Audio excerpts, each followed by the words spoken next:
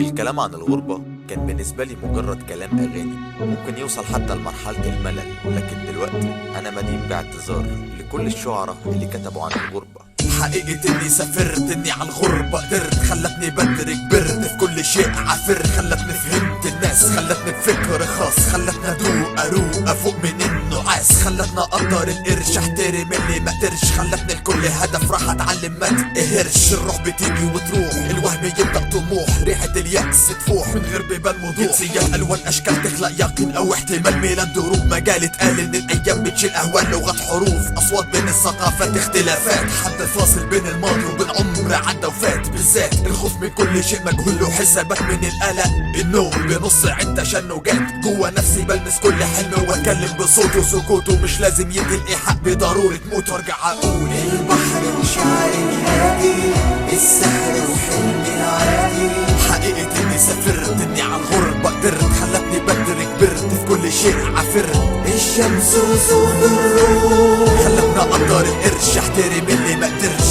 الهمس ولون البوح، خلتني فهمت الناس، خلتني بفكر خاص، خلتني اروق افوق من النعاس. الروح بتيجي وتروح، الوهم يبدأ التواصل اتحصل في حركة الاصابع، شاشة بتتكلم بكتابة وصوت، وانا ما عليا غير ان اتابع. العالم بيشد النفس ويكسر قيد حنين رجوع، لما امنع الدموع المدارية من فرصة طلوع الجوع، لكل ماضي ذكريات بتتنسى، تبدأ تقتل الحس من سعادة او اسى، تبدأ تقتل الحلم ميلودراما خيالية، يبدأ ينتهي الفيلم تتر موسيقى كلاسيكية، يستمر مجرى الدم من عنادي للتواجد، انا صوت الالم من الدعاء وانا الرب ساكت، مش بعد الايام تجنبا لنوبة جنون، احب اعيش في كل وهم في كل شبر من الكون، افضل اكلم البحر اللي منفض لكل رسايله، واسأل كل انواع الشجر ليه من غير ريح بتتميل، اسلم على كل واحد في الوطن لسه فاكرني، ذكرياتي جزء من شريط ولسه محتكرني، ارجع اقول البحر وشعر الهادي، السحر وحلمي العادي.